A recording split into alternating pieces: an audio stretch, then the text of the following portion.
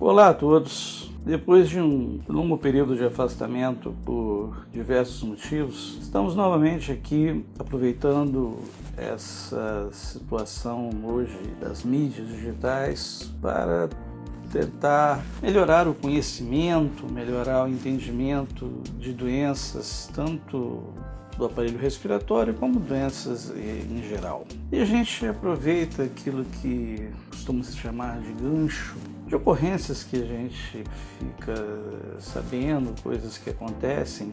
E quando a gente está falando de doença, a gente está falando de notícia ligada à doença, quase sempre a gente está falando de coisas tristes. Então, uma coisa que marcou de forma muito impactante muitas pessoas recentemente foi a perda do Pedro Paulo Rangel, um ator de qualidade notável, com papéis marcantes no cinema e no teatro, uma série de personagens que ficaram na memória de muitas pessoas e que perdeu sua vida em decorrência de complicações ligadas à doença pulmonar obstrutiva crônica.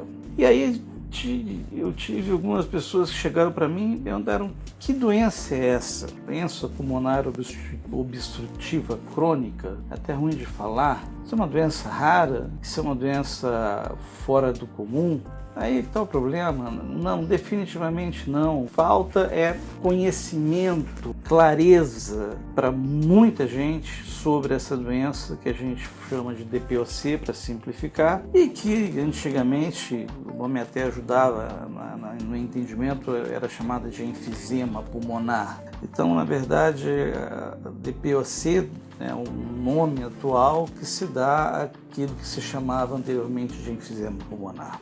Essa doença tem como característica fundamental ser uma resposta inflamatória, agressiva a nível pulmonar a partículas inaladas, mas não de uma forma abrupta, aguda, de uma hora para outra, de um dia para o outro, mas um processo que vai se desenvolvendo no decorrer de um longo período de tempo, anos.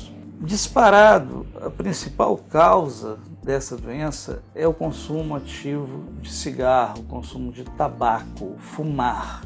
O hábito de fumar, ele vem se reduzindo gradativamente, o que é uma coisa muito boa. Por outro lado, a gente vem hoje se defrontando aí com os cigarros eletrônicos, mas na época da adolescência, juventude, início da maturidade de Pedro Paulo Rangel, fumar era quase uma obrigação. Fumar era algo natural, algo corriqueiro, algo que acontecia em locais que hoje a gente acha assim impossível que alguém fume, por exemplo, dentro de um avião, dentro de um ônibus, dentro de um restaurante, mas assim que eram as coisas há não muitos anos atrás. E foi o cigarro, principalmente, que agrediu as vias aéreas do ator Pedro Paulo Rangel e que acabou culminando com complicações que levaram ao seu falecimento.